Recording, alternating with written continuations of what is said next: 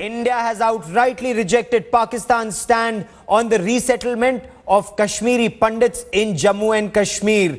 This after Pakistan government spokesperson Tasneem Aslam said that any plans to resettle Hindus in Jammu and Kashmir is a violation of the UN Security Council resolution. This statement coming days after the Mufti Mohammad Saeed government and the centre were in talks to resettle Kashmiri Pandits. The Indian government hit right back at the Pakistan Foreign Office and rejected all charges of trying to change the demographic profile and makeup of Jammu and Kashmir by creating a special zone to settle Kashmiri Pandits. India countered that Hindus, Muslims and Sikhs are all a part of the state's demography and rehabilitating Kashmiri Pandits is not a violation of the UN resolution.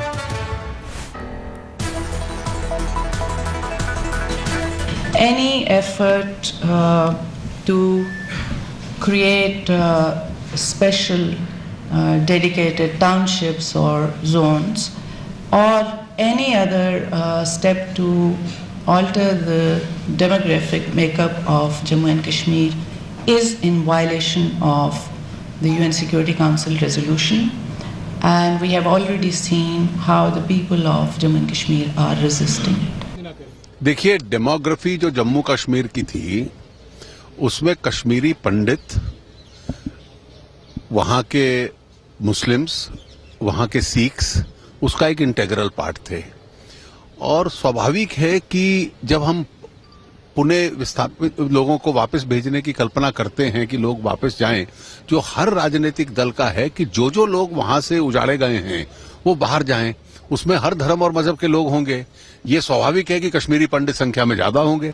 नहीं, देखिए, जहां तक भारत का प्रश्न है, भारत की नीति बड़ी स्पष्ट है और आप यदि किसी प्रस्ताव का उल्लेख करना ही चाह रहे हैं तो करिए उल्लेख उस प्रस्ताव का जो 1994 में भारत की संसद में सर्वसम्मति से सभी दलों ने मिलकर पारित किया था और जिसके अंतर्गत ये प्रस्ताव था कि जम्मू कश्मीर भारत का अभिन्न अंग है और यदि जम्मू कश्मीर को लेकर के कोई विषय है भी, पहले तो है नहीं, यदि है तो वो मात्र इतना कि पाकिस्तान के गैर कानूनी अधिकार में जो क्षेत्र है जिसे हम कहते हैं पाक अधिकृत जम्मू कश्मीर, वो भाग किस प्रकार से जम्मू कश्मीर में और भारत में वापस उसका विलय हो।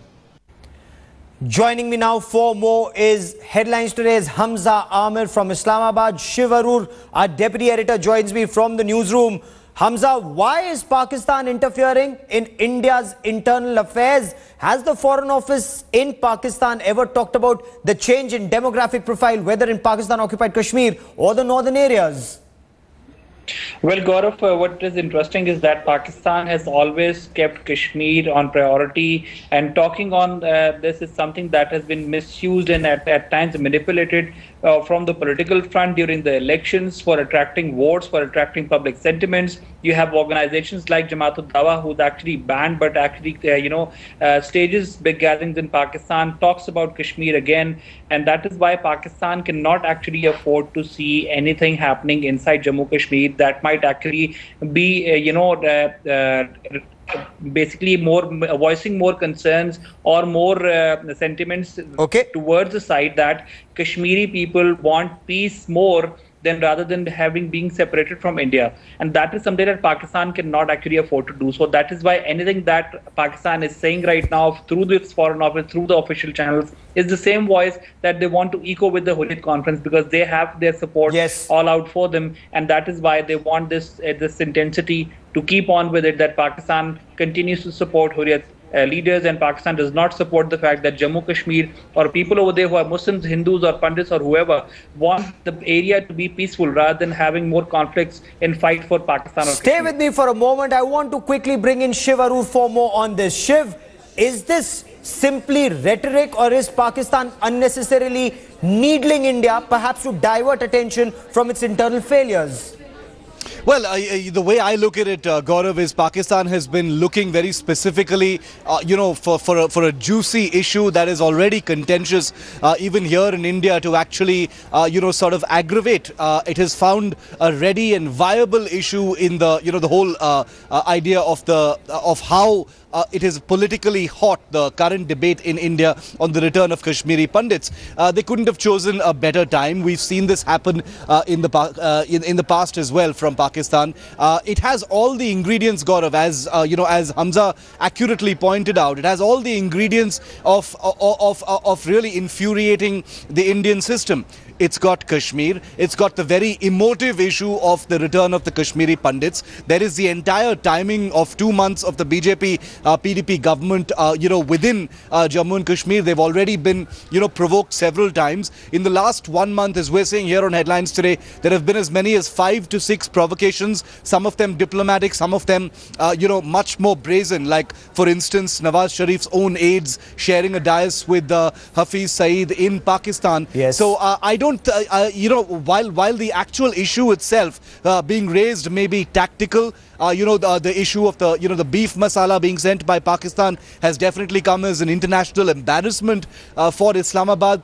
I think this one has been cooking, if I may use that term, for a while now, and Pakistan has really been waiting to pounce on an emotive issue to attack, India with, and that's what they've found with the entire rehabilitation of Kashmiri Pandits. Shiv, now Pakistan and Hurriyat Conference speak in the same voice. That's understandable. But other Kashmiri parties, other parties in the state of Jammu and Kashmir, or even at the center, is anyone taking the cause of the change in demographic profile in Pakistan-occupied Kashmir, or more so, the complete lack of democracy in northern areas where people in Gilgit and Pakistan actually need to take an exit visa to even leave Pakistan and go abroad?